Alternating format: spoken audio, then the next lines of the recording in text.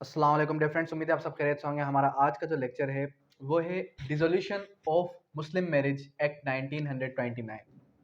आज के इस लेक्चर के अंदर हम जो है complete dissolution of Muslim marriage को डिस्कस करेंगे। अब सबसे पहली चीज़ कि ये जो dissolution of Muslim marriage act है ये कहाँ पर एप्लीकेबल है। अगर आप इसके शुरू के इंट्रोडक्टरी सेक्शन को पढ़ेंगे तो जाहिर सी बात है ये पूरे के पूरे पाकिस्तान पर एप्लीकेबल है और ऑल मुस्लिम सिटीजन्स पर एप्लीकेबल है। अब इसके अंदर सेक्शंस कितने हैं? इसके अंदर सेक्शंस हैं ओनली 5 सेक्शंस, लेकिन जो मोस्ट इंपॉर्टेंट सेक्शन है वो most important section in 5 sections में से कौन सा? Section number 2। अब सेक्शन नंबर 2 इंपॉर्टेंट किस लिए है, उसका बेसिक रीजन क्या है? सेक्शन नंबर 2 इसलिए इंपॉर्टेंट है क्योंकि सेक्शन नंबर 2 बात ही किस चीज़ की करता है कि मुस्लिम मैरिज जो है वो किन किन ग्राउंड्स पर डिसॉल्व हो सकती है। हम पढ़ क्या रहे हैं? डिसोल्यूशन ऑफ मुस्लिम मैरिज के कौन कौन से ग्राउंड्स हैं जिन पर मुस्लिम मैरिज जो है वो डिसॉल्व होगी। अब अगर हम बात करें किस चीज़ की, अगर हम बात करें कि सेक्शन 2 की, लेकिन सेक्शन 2 की तरफ जाने से पहले सेक्शन 1 पढ़ना बहुत नेसेसरी है।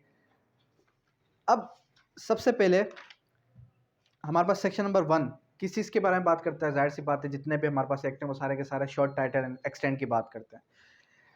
This act may be called the dissolution of Muslim marriage act, ठीक है, with consent of husband, it extends to the whole of Pakistan. अब देखें ये जो एक्ट है ये एक्ट कहाँ पर एप्लीकेबल है? ये एक्ट जो है पूरे के पूरे पाकिस्तान पर एप्लीकेबल है, जिस तरीके से मैंने प्रीवियसली डिस्कस किया, और जो है जितने भी मुस्लिम्स हैं उन पर एप्लीकेबल है। अब एक इंपॉर्टेंट जजमेंट आप लिख लें, कौन सी?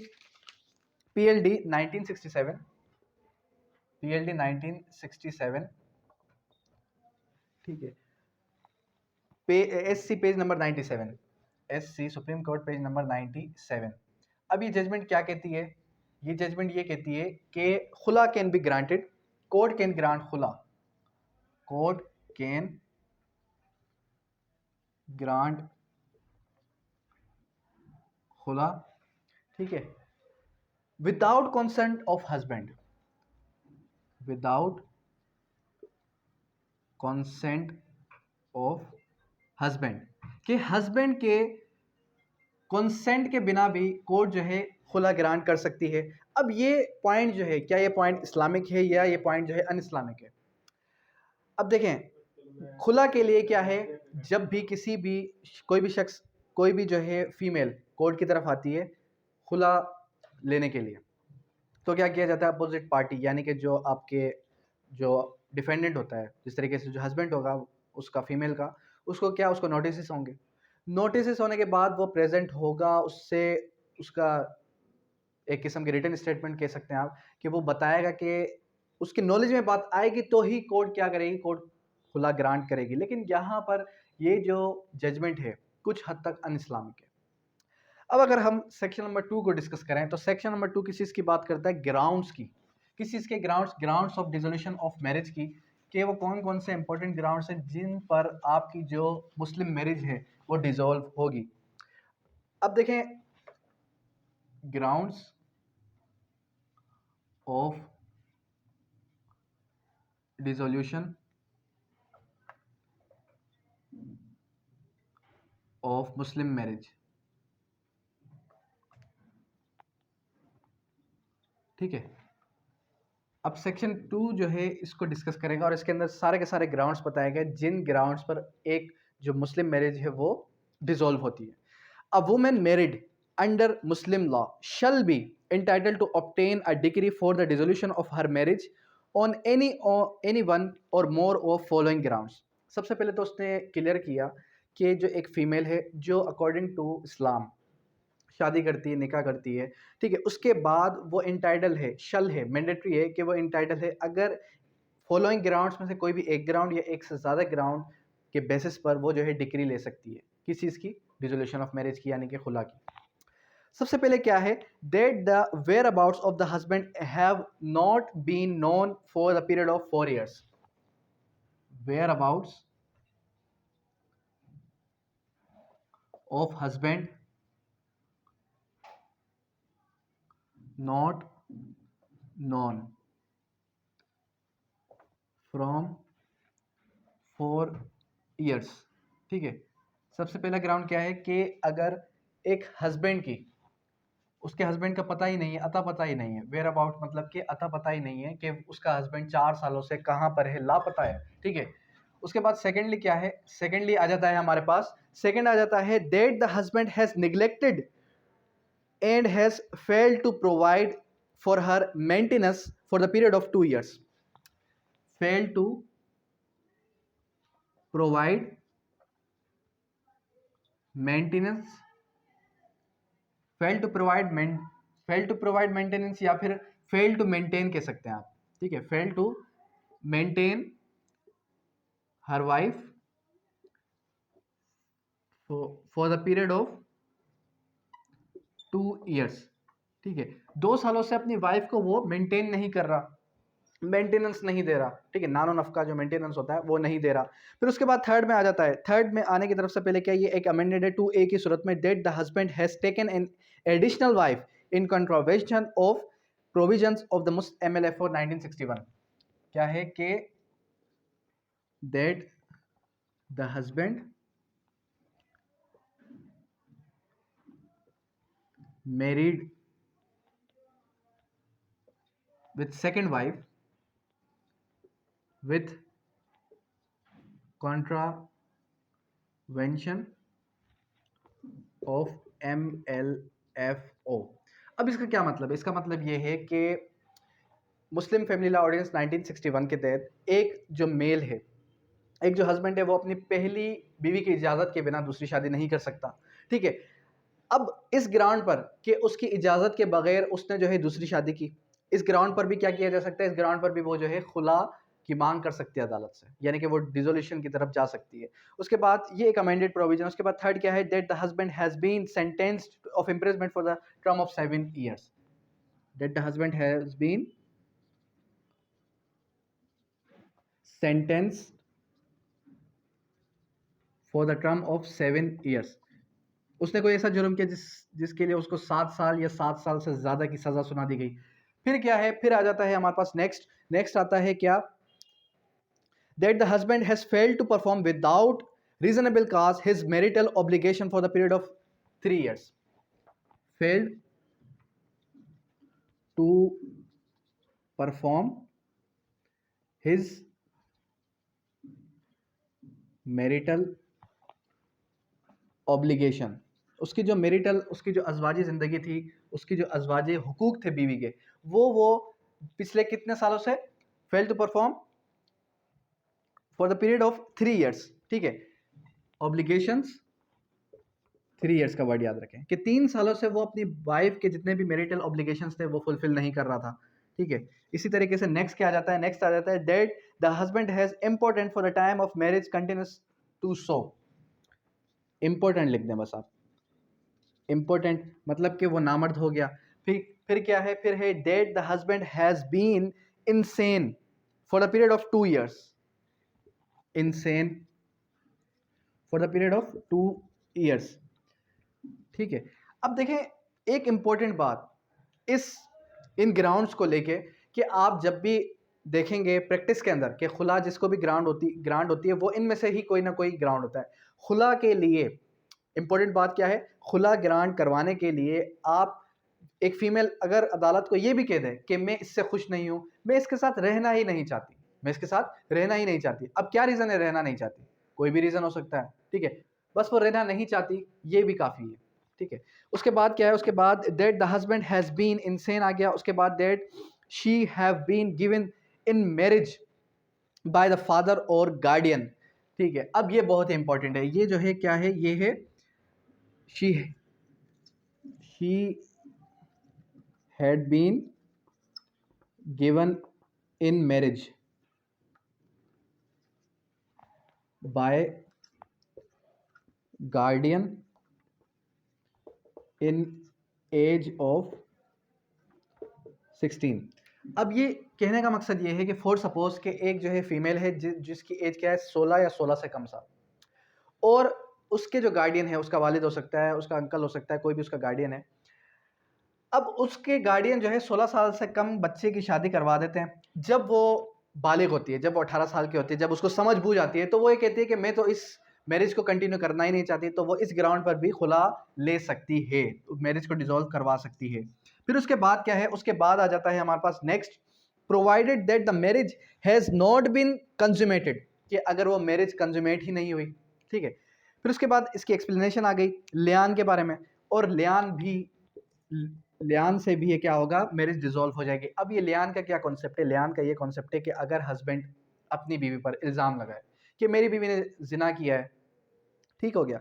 Lian means where the husband has accused his wife of जिना, ठीक है। और वो ये कहे कि मैं कसम उठाता हूँ, फिर जाहिर सी बात है जो अपोजिट पार्टीज आती हैं, जैसे कि एक हस्बैंड और एक वाइफ, ठीक है।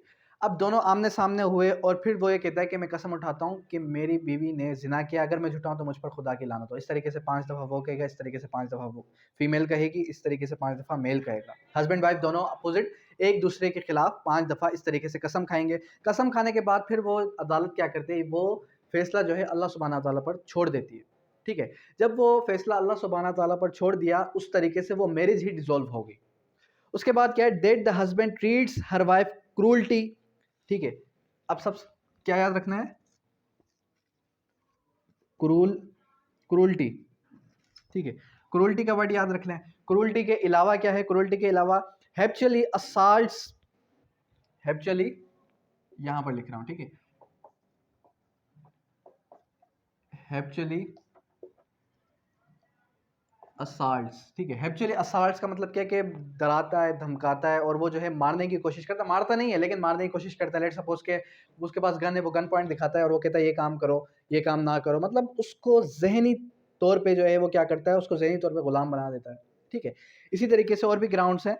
Associates with women evil repute leads to immoral life भी कह सकते हैं आप, इमोरल लाइफ गुजारने के लिए कहता है। या फॉर सपोज वो अपने फ्रेंड्स के साथ उनको जो है वो ये कहता है कि मेरे फ्रेंड्स के साथ जो है नाजायज़ ताल्लुकात रखें, ठीक है। इस तरीके से अगर वो कोई भी ऐसी बात करता है तो उस ग्राउंड पर भी हो सकता है। अटेम्प्ट्स टू फोर्स और लेड इमोरल लाइफ आ गया, dispossess of her property, prevents her exercising legal rights over it.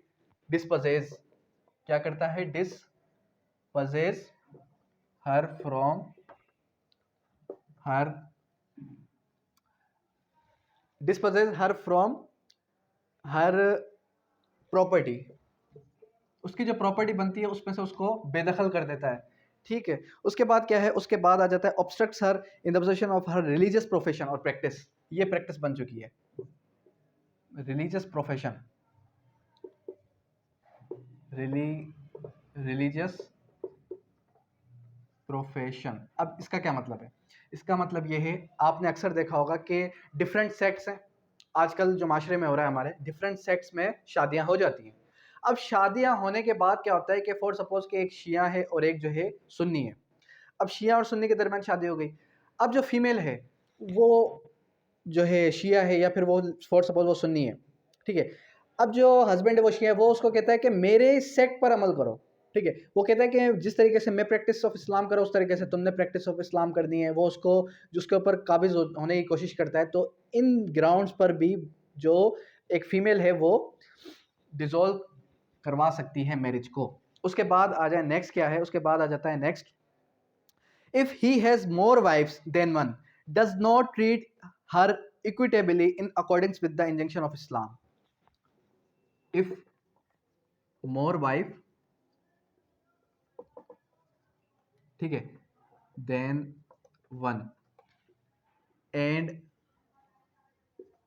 Does not treat equitably. अब देखिए यहां पर वर्ड इक्विटेबली आया, यहां पर वर्ड इक्वली क्यों नहीं आया। इक्विटेबली का मतलब क्या है, इक्वली अगर आता तो उनको मतलब कि बराबरी का हिस्सा दें। इक्विटेबल का मतलब ये आया, यहाँ पर अगर हम इस वर्ड को एलोबरेट करें तो इसका मतलब ये है कि उनका नानो नफ़का भी देगा, उनका खर्चा वगैरह जो भी बनता है वो भी देगा, और उनको जो है बराबर का हक भी देगा। अरे बस समझ में। उसके बाद क्या है, on any other ground which recognise valid dissolution of marriage under Muslim law, और कोई और भी ग्राउंड हो सकता है जो कि वैलिड हो मुस्लिम मैरिज को डिसॉल्व करवाने के लिए। No decree shall be passed on ground until the sentence has become final. अब एक पॉइंट याद रखनी है, no decree shall be final. ठीक है, कब तक फाइनल नहीं होगी? जब तक क्या होगा, no decree shall be passed on grounds, sentence has become final. No decree shall be, no decree, no decree shall be passed on grounds, no decree shall be passed on grounds। ठीक है, जब तक वो decree final नहीं हो जाती, जब तक उसको फाइनलाइज नहीं किया जाता।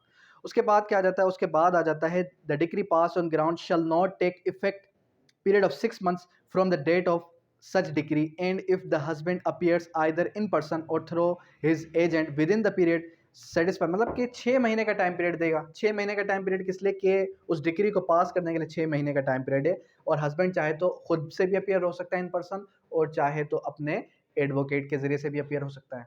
ठीक हो गया। उसके बाद क्या है? उसके बाद आ जाता है हमारे पास the names and addresses of the person who have been the heirs. ये सेक्शन नंबर 3 है। अच्छा, अब सेक्शन नंबर 3 को देखें।